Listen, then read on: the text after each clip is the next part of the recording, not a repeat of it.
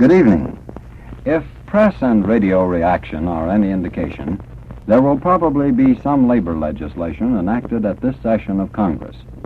Government leaders have said that something more effective than seizure or arbitration is needed. Labor leaders have said that the strike as a weapon of labor is becoming obsolete, while management has acknowledged that organized collective bargaining is here to stay. Now, out of these heated discussions about labor on the nation's editorial pages and in the radio commentaries, opinion trends take shape. There is, for example, in the discussions about general wage increases, a growing crescendo of press and radio concern on all sides about inflation. With discussion of the Ball-Burton-Hatch bill, compulsory arbitration has again become a vital issue. Several observers who had placed high hopes in the forthcoming White House meeting of government, industry, and labor leaders are now skeptical over the outcome of the conference. And hanging over the labor picture are the inevitable forces of political maneuvers which have an important bearing on any government or congressional labor moves. Of the political aspects of the labor picture, the Wall Street Journal claims that President Truman knows the public wants strikes curbed, but that he fears the loss of the union's vote. Take one part economics, two parts politics, shake well, and you may get a White House labor policy, says the Wall Street Journal. President Truman won't make up his mind what to do about the wage-price muddle until he decides what would be wise politically. This is the impression of a number of officials, according to the Wall Street Journal, who have been working at top levels on the problem. Harsh treatment of labor to end strikes could cause him labor's political support. On the other hand, the president is well aware that his popularity with the public is being reduced daily by his failure to present a well-defined solution for the labor controversies. The columnist Marquis W. Childs says that, in his opinion, organized labor is riding for a fall.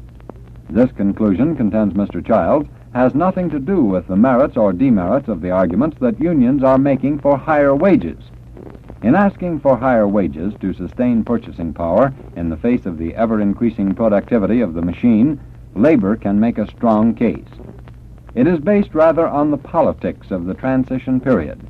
All the grievances, the annoyances, the irritations, the inequities of mass unionization, long delayed and arriving finally with a rush, have now come to a head. Quincy Howe on CBS and Fraser Hunt on Mutual agreed, as did several other observers, that labor and management were both convinced that the time has come for a showdown. The basic issue in the present industrial situation is the wage increase. Philip Murray, the president of the CIO, speaking on the American Broadcasting Company, gave the views of organized labor. Mr. Murray said, "The question responsible for all the hue and cry is, shall there be a substantial increase in wages and salaries? No leading industrialists have dared oppose an increase as such. Since VJ Day, $20 billion have been taken out of the national pay envelope, while the financial assets of business have risen from $17.5 billion in 1939 to $66 billion now. Profits in 1946 are expected to exceed $10 billion as against about $4 billion in pre-war days.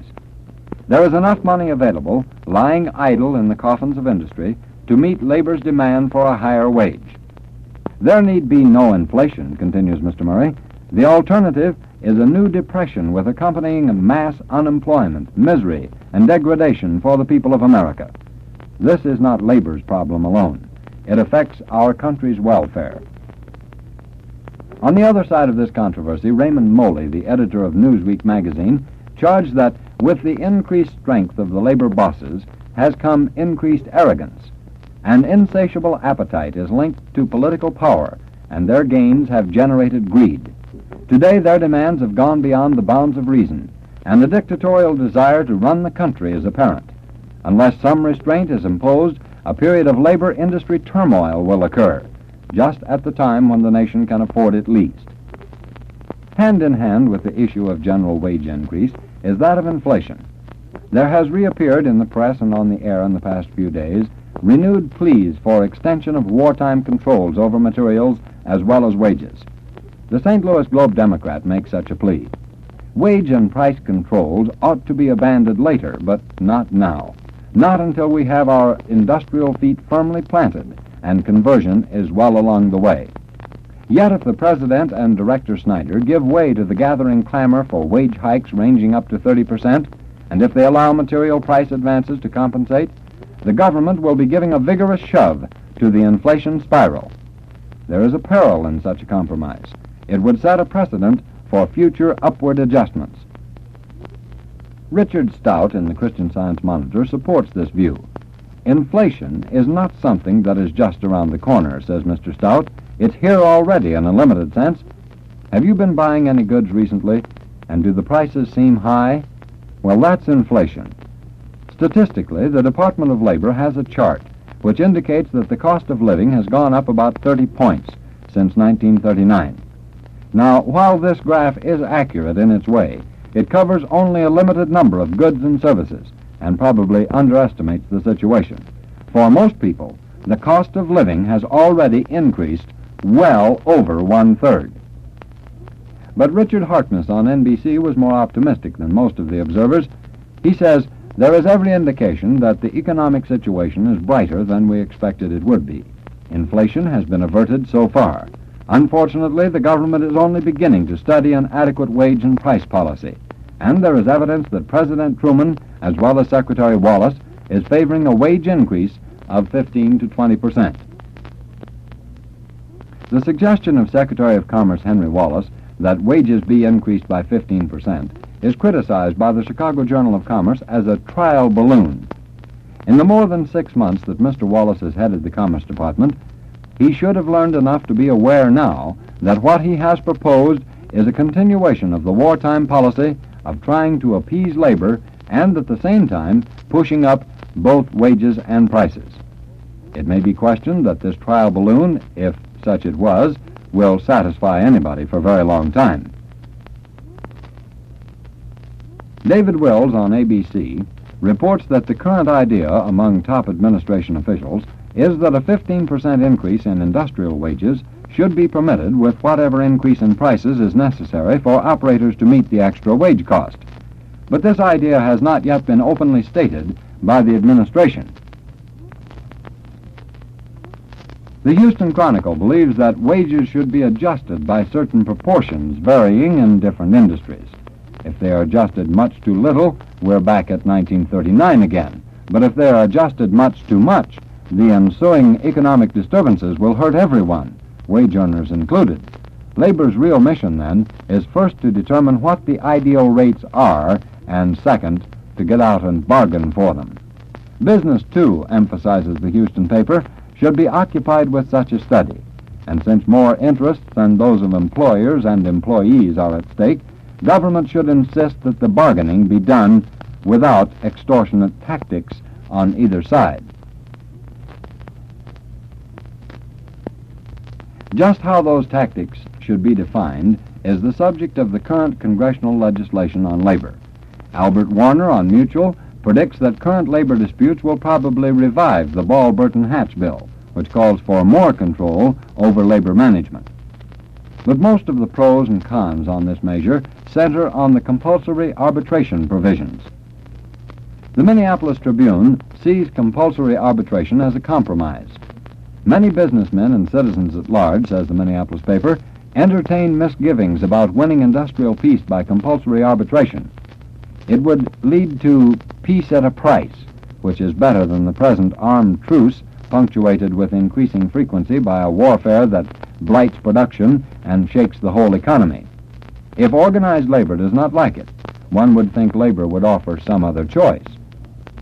The magazine The Nation, on the other hand, is opposed to compulsory arbitration.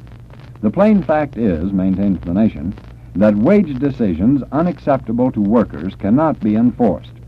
We have seen enough of the rigmarole of plant seizure and subsequent defiance of the government to know that it settles absolutely nothing. Any attempt to mine coal with bayonets or produce automobiles with Tommy guns would be an invitation to a civil war, and not even the most reactionary of administrations, democratically elected, is likely to engage in such a folly. The Rochester Times-Union sees the Ball-Burton-Hatch bill as the starting point for labor legislation. Its resort to compulsory arbitration may be premature, but the law must replace jungle warfare of strikes. The Omaha World-Herald feels that compulsory arbitration will save wages to workers, income to employers, and hardship to the general public. As to its constitutional phases, it should be remembered that compulsory arbitration does not imply such a thing as forced labor within the meaning of involuntary servitude, but only an impartial decision on labor disputes. It does not compel any worker to accept the verdict of the arbiters. He may either work or not work, but he must be answerable to public opinion, says the Omaha World-Herald. A recent Gallup poll revealed that the public thinks the government should be firm in dealing with strikes. Over 74% felt that the government should take a strong stand during the reconversion period. However, in a breakdown on what the government should do, there was no majority opinion. Some replied that the government should crack down on labor leaders. Others said that the government should step in with enforced arbitration, while a small percentage said that the government should help labor by supporting the strikers and raising wages. Several observers commenting on President Truman's forthcoming labor management conference at the White House feel that although it's a step in the right direction, it comes too late. The battle lines, writes the Portland Oregonian, for instance, have been too sharply drawn in many types of industry. Contention has made agreement immensely more difficult, no matter what plans may evolve from the November meeting. If a conference, such as that slated for November, had been held 2 months ago, it might have served as at least a partial preventative of industrial disruption. Conceivably, it could have smoothed the path for prompt reconversion. But reconversion already has been set back by many weeks, if not months, and there's no promise of early industrial peace. Fulton Lewis, Jr., speaking on Mutual, feels that the recent statements of Secretary of Labor Swellenbach foreshadow some concrete action on the part of the administration. Secretary Swellenbach's conclusion, said Mr. Lewis, that something more effective than arbitration or government seizure is needed to settle the nation's labor problems is encouraging. Swellenbach has set his advisors to work to find a realistic program that would benefit both sides by showing that labor was not always wrong and that management was not always evil. It's good to have a man willing to lay the foundations for future understanding, says Mr. Lewis. And that's quoting America on the labor situation confronting our country today.